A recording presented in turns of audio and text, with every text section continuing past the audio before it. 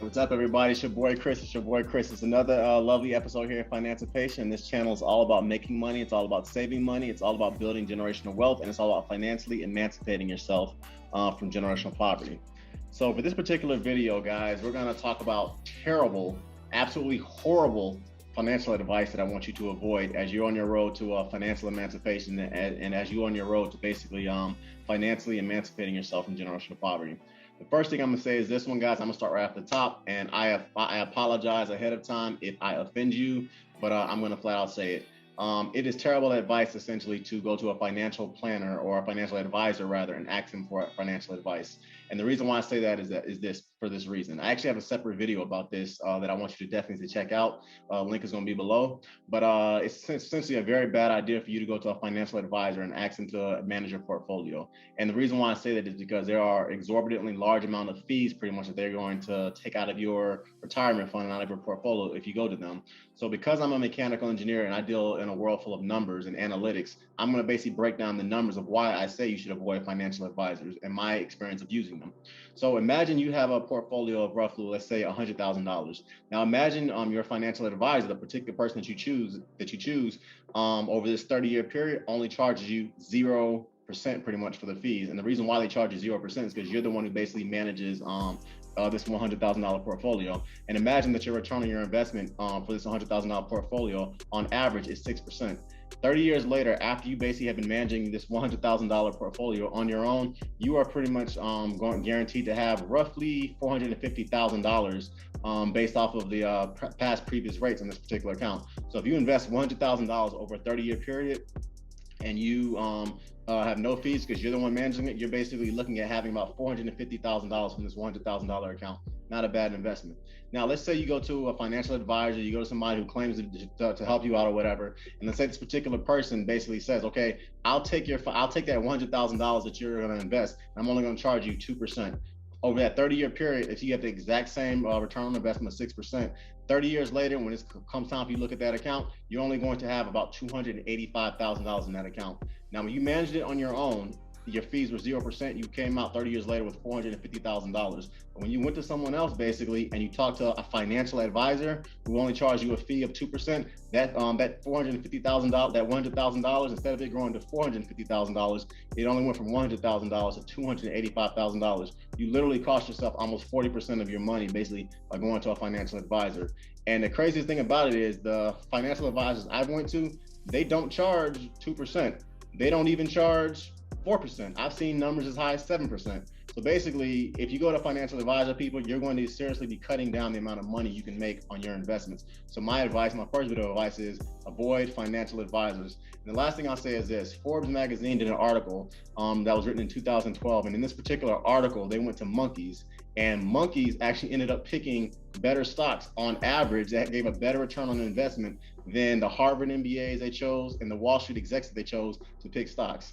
Now, I'm not saying that monkeys are smarter than people. Please don't get that misconstrued, people. But what I am saying is this: there's no reason you should be paying an individual who puts his pants on just like you to manage your portfolio when you can do it, especially when monkeys are shown that sometimes have a better track record of picking stocks or whatever and picking investments than actual people who are educated with extremely long titles. Next. Never, and I absolutely, a person comes to you and says it's a good idea for you to cash in your 401k so that you can buy crypto, or to cash in your 401k so you can basically put down a mortgage on a home, or you should cash in your 401k so that you can basically start a business. Run from that person immediately. If you are not 59 and a half years old, basically, if you try to cash in your 401k, and by the way, a separate video, I hope all of you are paying into your 401k, because if you are with an employer, that employer should be matching it, but that's a separate video for a separate time. But never cash in your 401k so you can invest in crypto, a house, or a business. And the reason why I say that is because if you cash in your 401k and you're not basically 60 years old, Uncle Sam's going to basically tax you 30% of that income. And then on top of that, the fees and the penalties associated with that, depending on your tax bracket, will be as high as 10%. So essentially, if a person says you should cash in, let's say you have $100,000 in your 401k. If you cash in that $100,000 in your 401k so you can buy crypto or buy a house, that $100,000 after the fees and after the taxes is only going to be about $60,000. So that $100,000 of crypto that you thought you were going to buy, it's only about $60,000. And that's not even mentioning the amount of money that you were going to lose pretty much on the withdrawn funds that you took out. As Einstein said, compound interest is the greatest force in the universe. In other words, people, invest in your 401k, invest in your Roth IRAs, and don't touch it until you're legally obligated to take them out, which is typically speaking, depending on your age bracket and your taxes, is 60 years old. In some cases, older. Next, never get a 30-year mortgage for a house. Now, I know that's going to offend some people, and I understand that typically speaking, when people go buy a house, they say get a 30-year mortgage because if you get that 30-year mortgage, that's wise. It's a wise investment, and as a result, you can pretty much pay it at your own pace and all that kind of stuff. Guys, I'm saying that's nonsense. For one, at the end of the day, over 90% of the money you are going to pay for your house pretty much can somewhat go towards interest if you take 30 years to pay it off. My personal advice, and once again, I know this is very controversial, but my personal advice is if you are going to buy a home, my advice is do not buy that home if you can't afford a 15-year mortgage. And with that 15-year mortgage, basically, you should be able to pay that thing off in 7 to 8 years. So my personal advice is if you buy a house with the idea that I'm gonna pay this thing off in less than 10 years. Now, I know that's very controversial, and I know a lot of people, a lot of my boys when I talk to them, a lot of my friends when I talk to them, they disagree with me on that one. That's my own personal opinion. I think it's dumb to basically get a 30-year mortgage because you're basically spending all this money essentially on interest, and I don't think it's very smart. Now, obviously doing this, if you are going to get a 30-year mortgage and you are going to get a 15-year mortgage or whatever, you're going to pay it off in 7 to 8 years. That requires you to have all your financial ducks in a row. I personally advise people don't really buy a house until you're financially ready. And by financially ready, I mean your student loans are gone, most of your cars are paid off, you have as little debt as possible, because I personally believe you should double and triple up what your mortgage rates are and stuff like that. That way you don't have to pay a lot of money in interest rates. But at the end of the day, that's kind of apples and oranges. Some people agree with me, some people disagree with me. But in general, do not get a 30-year mortgage. And I actually have a separate video about that as well. Next, step 4, avoid anybody that says don't use credit cards. Now, I know there's this really popular gentleman out in Tennessee. Shout out to that guy. He's doing great work with what he does for a living. He says you should shoot your credit cards with the AR-15. You should set them on fire. You should cut them up. You should throw them in the ocean. I get it, and I understand what the meaning is behind that, because there's a very good chance that when people get credit cards, they don't pay them off. But here at Financial Patient, I think you all are smart enough to understand that if you get a credit card and you pay that thing off every month, the benefits that come with that far outweigh the cons. You get travel hacks. You get life insurance. You get life insurance hacks with it. You get basically travel hacks with it. There's a lot of different benefits that you get pretty much by paying off your credit cards, life insurance hacks, car insurance hacks. There are a lot of benefits that come with it. You get Amazon points. You get things you can purchase online. So there are a lot of hacks that you get pretty much by paying off your credit cards. And in my opinion, it makes a lot more sense if they're used correctly to use your credit cards. And then on top of that, guys, and once again, I'm a mechanical engineer. I'm an analytical dude. I live in the real world. At the end of the day, if you are a minority, you need a credit score, because there's certain types of places you're going to go into, and if you have a bad credit score, you're probably not going to be able to live there, or you're going to get charged so much more than others because you have a bad credit score. My personal advice is completely get rid of that. Basically, is to have a credit score, have a very good credit score, hopefully in the 700s to 800s. That way, there's no legal reason why people can discriminate against you. So I always tell people, basically, get a credit card and pay that balance off every month. Additionally, 15% of your credit card score is made up of your credit history. So in other words, if you have a credit card, you've had it for years, and you're paying it off every month, it's going to not only is your credit going to improve or whatever, it's also teaching you good financial planning when you start your businesses, when you kind of go out and do your own thing. I would also say another bit of terrible advice to avoid, step 5, always keep a credit card balance.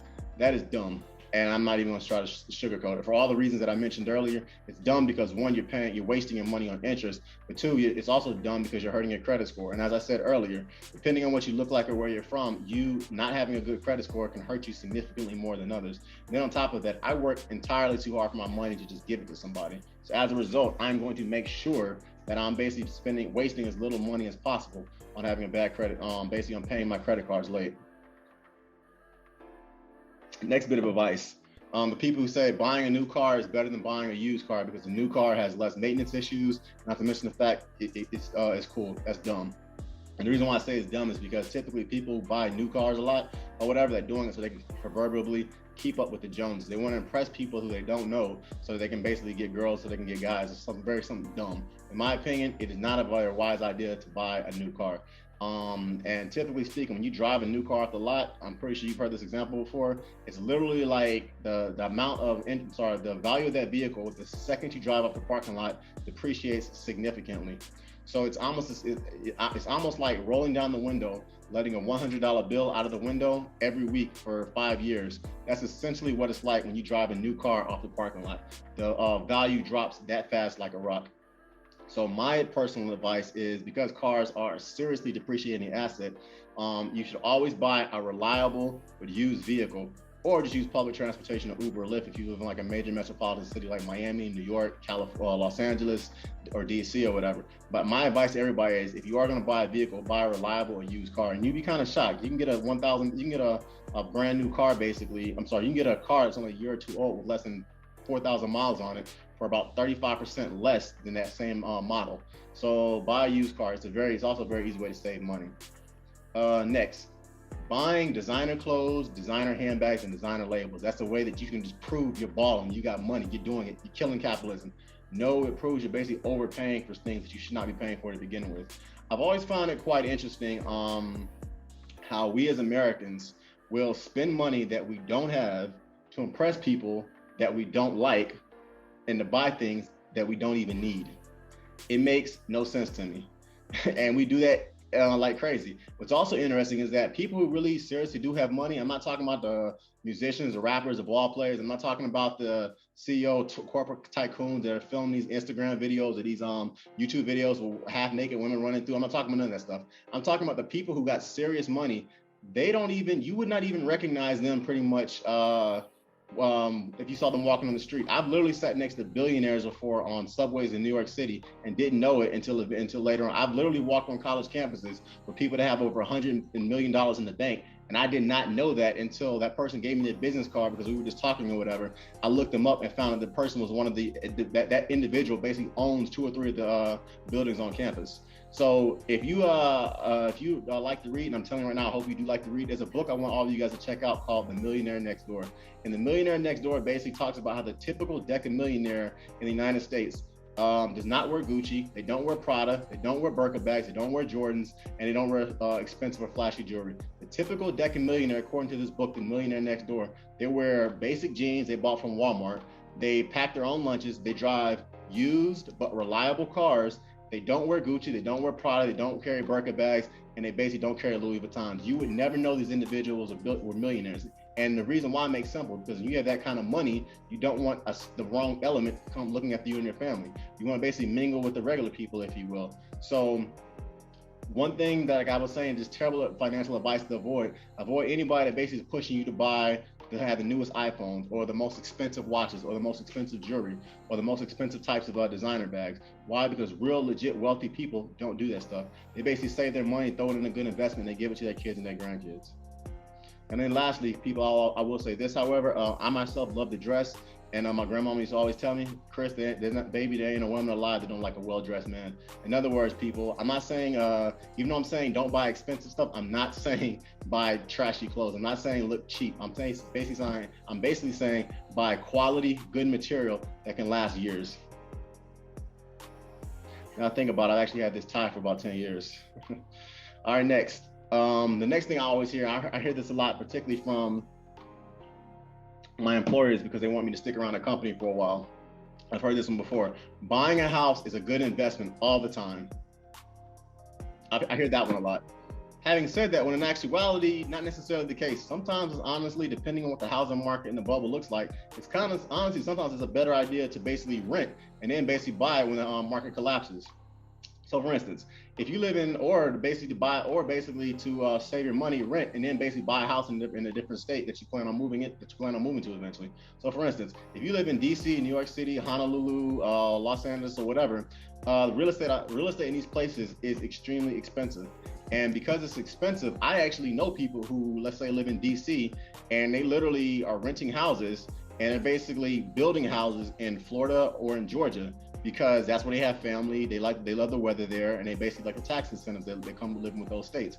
I know people, basically mechanical engineers, business people out in Los Angeles, who basically in Honolulu, in Honolulu, Hawaii, basically, that are literally living in apartments or whatever, living relatively inexpensive, stacking all their paper, and then they're basically building houses like in Arizona or in Texas or in other parts of California that aren't as expensive. Basically, people, what I'm saying is this: have a plan. Buying a house typically is a good investment, depending how you look at it. I think that capitalism kind of rewards homeowners versus people who rent. But if you factor in taxes, HOA fees, inspection fees, loan documentation fees, application fees, maintenance fees, and yada yada, there are a lot of hidden fees that come with owning a home in addition to a mortgage. So sometimes it's honestly in your best interest to do your research, basically figure out, where do I want to live, what kind of house do I want to buy, how many rooms do I actually need, and is this a renter or is this a buyer, is this a seller or a buyer's market, and then kind of divide your time. That way, when you buy that house, you can buy that house instead of getting that 30-year mortgage, you can get that 15-year mortgage and pay that thing off in 8 years.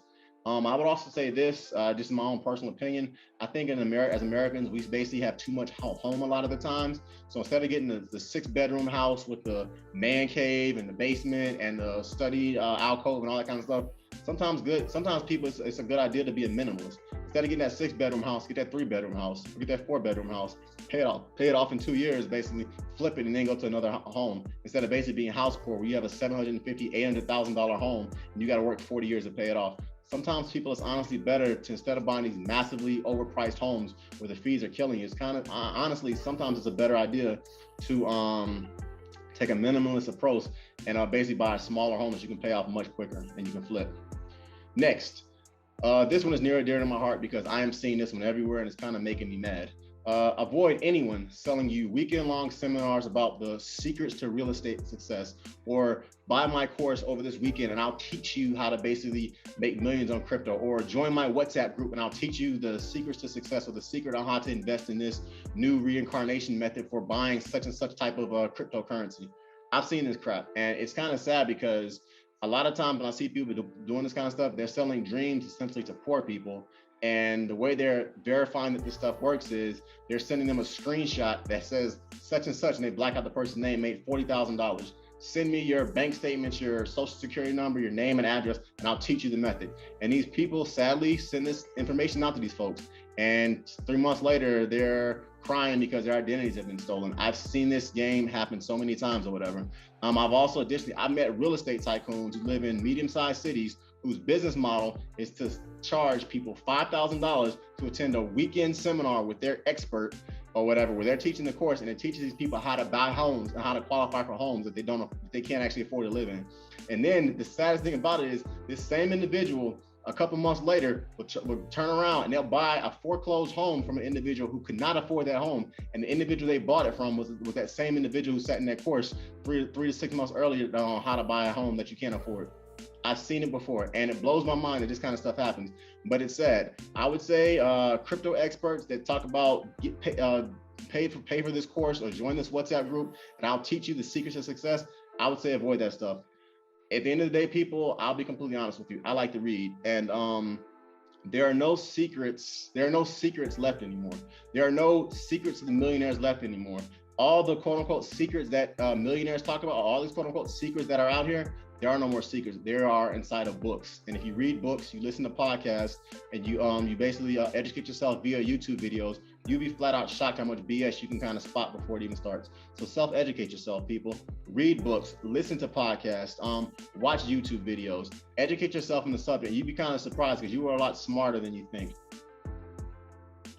The last thing I want to talk about is a lie that I heard a lot growing up, particularly from my family members and in certain communities that you come from. And that is this one: investing is only for rich or for smart people. No, investing is for anybody that does not want to be homeless. So once again, a 2020 study done by Forbes magazine showed that monkeys, animals, basically routinely on average were beating Wall Street execs and beating Harvard MBAs on picking stocks. And monkeys, they were basically picking better stocks than some Wall Street and Harvard MBA types. So basically, I'm saying that to say this, people, investing is not really that complicated. They make it seem a lot harder than it actually is. It's not that challenging, basically, to explain to a 7-year-old what a 401k is, what a mutual fund is, basically how to invest in an IRA, whether they should go with an IRA or a Roth IRA. It's honestly not that complicated, but they try to make it seem very complicated because the idea is, if I can make this concept seem very complicated, you're going to have to come to me basically to invest your money. And I'm telling you right now, you don't necessarily have to do that. So as I said earlier, investing is for people. Investing is not for rich people only. It's for people who don't want to end up homeless. So here's my example I'll give with that. Because once again, at Financipation, I'm a mechanical engineer, MBA, finance, a whole nine, and I live in a world full of numbers. I don't just say things that sound cool or that are good for YouTube or whatever. If you're 65, right, and you retire, if you're 65 and you retire, let's say you've been making $50,000 over the course of your career. So every year you were working, you were making $50,000, and you retire at 65. The typical millionaire is going to live 20 years in retirement. That means if you retire at 65, you're going to die at 85. If you die at 85, every year you're in retirement, you need to make at least 80% of what you were making when you were working. So that means if you were making $50,000 the last year you were working, you had better be basically pulling in about $40,000 per year for 20 years. $40,000 per year for 20 years means you better have $2 million in the bank. When you basically factor in inflation and taxes, that means a typical person who wants to retire with a $50,000 lifestyle, every year they're in retirement had better have $2.5 million in the bank. That means if you are looking at 65 and you don't have $2.5 million in the bank, there is a very good possibility if you don't have family or friends or somebody to rely on, you might be homeless before you die. You don't want to run out of money. You don't want to run out of money basically before you run out of life. And a lot of times because of this poor concept that people have about investing, and it's for rich people or people who look like that and not people who look like this or whatever, that is causing a lot of generational poverty and a lot of generational pain for a lot of people. So investing, people, is literally for everyone. And the thing about it is, it's not that hard. I can literally take a 7-year-old and explain to them, how do you invest properly? How do you go on insurance? How do you basically go to Fidelity? How do you basically set up a 401k? I can literally explain this kind of stuff to a 7-year-old and they can figure it out. So investing, people, is not that hard, and it's not for other people. It's for you. So do it. As I said, pretty much a little early in this video, but guys, here at Financipation, this channel is all about making money. It's all about saving money. It's all about building generational wealth, and it's all about financial emancipation from generational poverty. I wanted to have this video because I see a lot of trash advice and a lot of garbage advice that people are giving you about finances and about money. And I kind of wanted to do my part to dispel that. So please like, please comment, please subscribe, and I will see you on the next one. Peace.